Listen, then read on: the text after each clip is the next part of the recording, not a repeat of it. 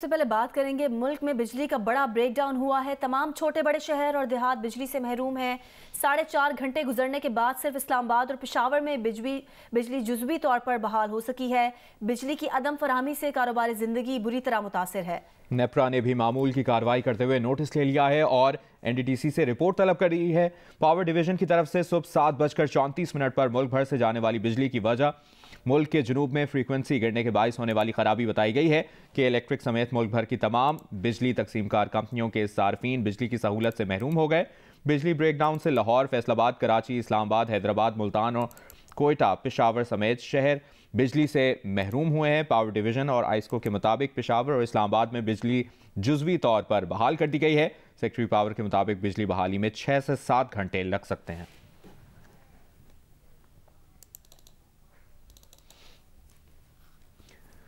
विफाकी वज़ीर तवानाई खुर्रम दस्तगीर ने कहा है कि सर्दियों में बिजली की कम खपत के बायस रात में पावर प्लांट बंद कर देते हैं। सुबह प्लांट ऑन किए तो फ्रीक्वेंसी वेरिएशन और फ्लक्चुएशन से सिस्टम एक एक करके बंद हो गए। कोई बड़ा बहरान नहीं है। उन्होंने कहा कि तरबेला और वारसिक के कुछ ग्रिड स्टेशन को बहाल कर दिया गया है। खुर्रम दस्तगीर ने कहा कि कराची समेत मुल्क के दीगर हिस्सों में अगले 12 घंटे के दौरान बिजली बहाल करने का टारगेट है।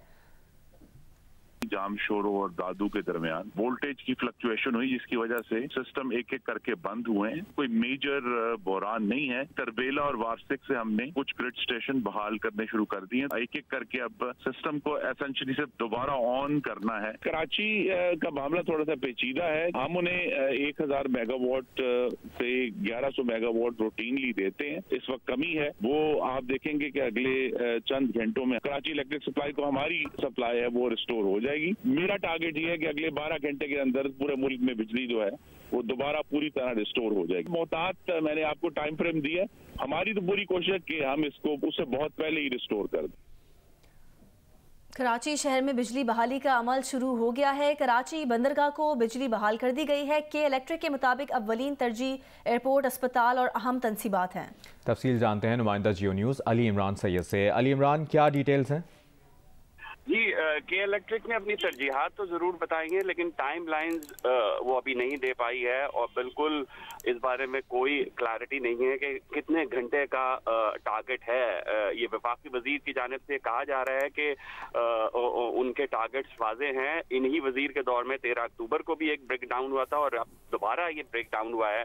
कराची में अभी कोई ऐसा मुकम्मल एरिया नहीं है कि जिसके बारे में कहा जा सके कि वहाँ बिजली बहाल है। इवन जिन्ना हॉस्पिटल में भी अब से कुछ देर पहले तक बिजली बहाल नहीं थी। बैंकिंग सिस्टम मुतासिर हो रहा है क्योंकि पीटीसीएल का जो इंटरनेट निज़ाम है और जो बैंक की इंटरकनेक्टिविटी है वो स्लो डाउन है। तो कारोबारी अमल, सनती पहिया और बैंकिंग सिस्टम सारा का सारा ही इस वक्त कराची में मुतासिर है और कारोबार बहुत बुरी तरह से झटके में आया हुआ है। जी ठीक है अली, बहुत शुक्रिया तफसील देने के लिए।